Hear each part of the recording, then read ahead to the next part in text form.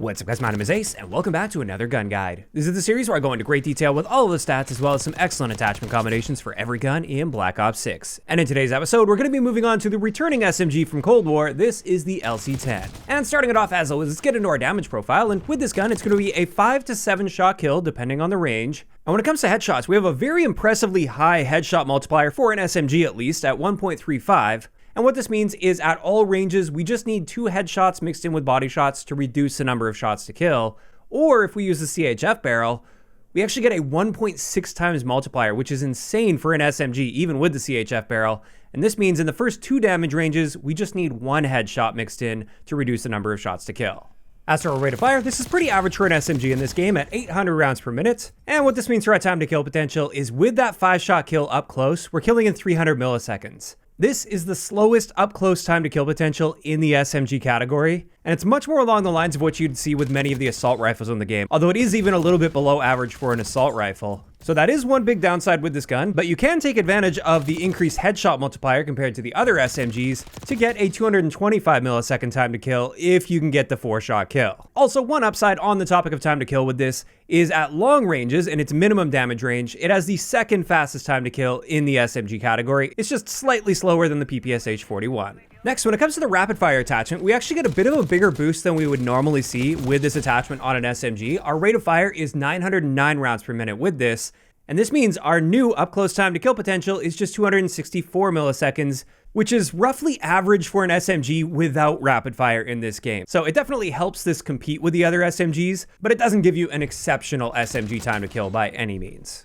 After that though, let's have a look at our ranges, and one upside with the LC10 is it does have the longest maximum damage range in the SMG category at 21.6 meters, and it's a similar story with our second damage range. This is also the longest damage range before dropping off to the minimum damage range out of the SMGs in the game at 38.1 meters. Additionally, our base bullet velocity is the fastest in the SMG category at 600 meters per second, meaning our hit scan range is 30 meters. So we can see there are some clear trade-offs here for that slower general time to kill potential. As for barrels, we see a 55% boost to our velocity with the gain twist barrel, which is pretty big. With the long barrel, we get a 35% boost to our damage range, which gives us a maximum damage range at just under 30 meters. And this makes this my preferred barrel on the LC10 because that maximum damage range is now almost matching our hit scan range. Or we could go with the reinforced barrel, which gives us a slight boost to both of those areas. Then when it comes to rapid fire, this will be reducing our range values by about 8%, and it reduces our velocity values by 7%. So that's a small trade-off to make for a better time to kill potential on this gun. And now let's have a quick look at hardcore game modes. And in hardcore, this is only going to be a 1-shot kill to the body in the maximum damage range. And outside of that, we have to start mixing headshots in to maintain a 1-shot kill. Now, moving on to Hipfire, we're basically bang on average when it comes to Hipfire for an SMG in this game. Nothing really out of the ordinary or worth mentioning here. And then let's get into our recoil, and the LC10 is pretty easy to control and predict. It kicks upward with a little bit of a lean to the right at first, and then it slightly fades back to the left. It's a very gradual directional change as it kicks upward, and as a result, it's very easy to manage and control this recoil. This is definitely one of the more accurate SMGs in the game. And even with the CHF barrel or rapid fire, it still has very manageable SMG recoil. And therefore, this is an area where the LC10 does quite well as an SMG. Then let's have a look at our handling stats, and our aim down sight time is the slowest in the SMG category at 250 milliseconds. And it's a similar story with our sprint out time. This is the slowest out of the SMGs at 165 milliseconds. So this is yet another area that signals that the LC10 is meant to be kind of an SMG assault rifle hybrid. And for an assault rifle, these values are pretty good. It's just for an SMG, they are quite slow. However, our slide to fire and dive to fire times are both standard for SMGs in this game. Now, another area where the LC10 really excels is with its reload time. Our base reload time is the fastest in the SMG category at just 1.22 seconds, which is far better than average. And our base magazine capacity is 34 rounds rather than the typical 30 rounds, so that's a nice benefit as well. However, we've got some really solid magazine attachments here as well. The first one worth mentioning is Fast Mag 1, which does reduce our capacity down to 30 rounds, which basically just matches many of the other SMGs, and yet it gives us one of the most insanely fast reload times in the entire game at just 0.85 seconds.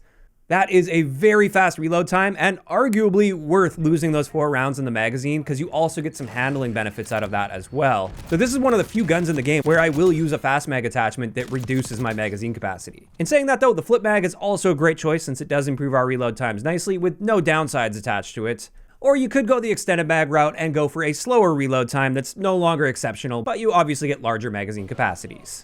And with that, this just leaves us with our mobility stats, and across the board, we're pretty much just average, a little bit below average in the sprint speed department, but not by a large margin. This is more along the lines of an SMG than an assault rifle. So unlike with handling, when it comes to mobility, this doesn't behave like an SMG assault rifle hybrid. And there we have it. That wraps it up for all of the base stats of the LC10. Now let's get into a few excellent attachment combinations I put together for you guys.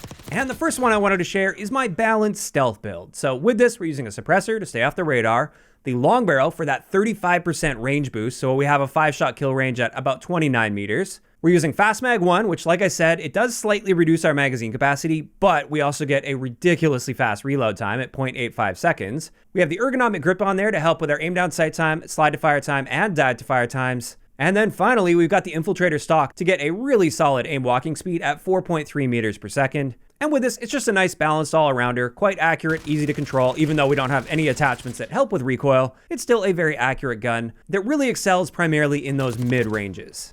As for the second build I wanted to share for you guys, this one's quite solid. This is my Gunfighter build. With this, we have the Kepler Microflex Optic, the compensator, once again the long barrel, the new G grip, mainly because I want to just play around with something different, and it does get the benefits of the Strelic laser as well as some horizontal recoil control. We've got the flip mag on it this time, so we still get that 34 round magazine capacity, but a faster reload.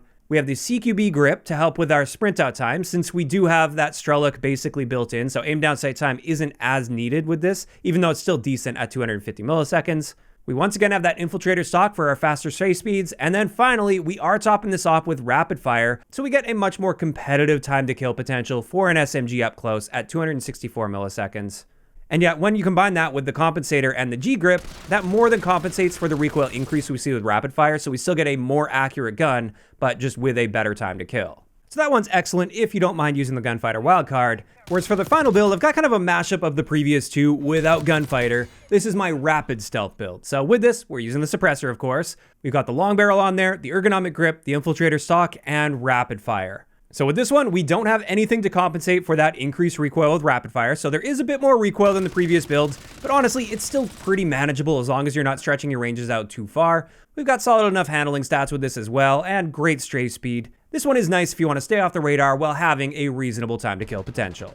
And with that, that's going to wrap it up today's gun guide on the LC10. As for my thoughts on this gun, I think it's actually a really nice addition to the game. I like the fact that it feels unique in this game. It doesn't really just match something we've already got in the game with some stats that are slightly different. It is truly unique. It fits a new role in this game. And while it is a returning gun from Cold War, I like the fact that they didn't just straight up reuse the weapon model. It is a new weapon model that's just sort of based on the old one. So overall, I do like it. I don't think it's a super highly competitive gun, but it's a good versatile all-arounder. It'll be really solid in public matches, but it would not be a viable gun in ranked play, at least in my eyes.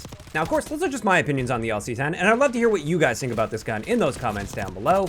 And if you guys have missed any of the previous episodes of Gun Guides, I will leave a link to the playlist in the description of the video. If you enjoyed this one, a like rating is always appreciated, and don't forget to subscribe for more if you haven't already. I'll talk to you guys next time.